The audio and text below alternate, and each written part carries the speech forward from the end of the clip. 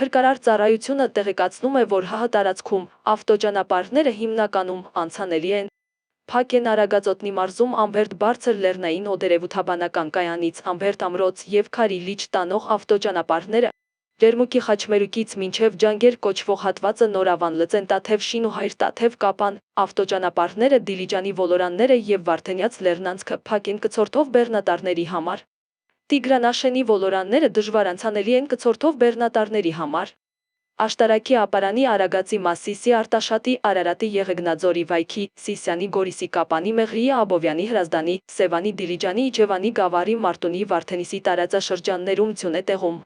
Վարորդներին հորդորում ենք երթևեկել բացառապես ձմեռային անվադողերով։ Լարսի մասին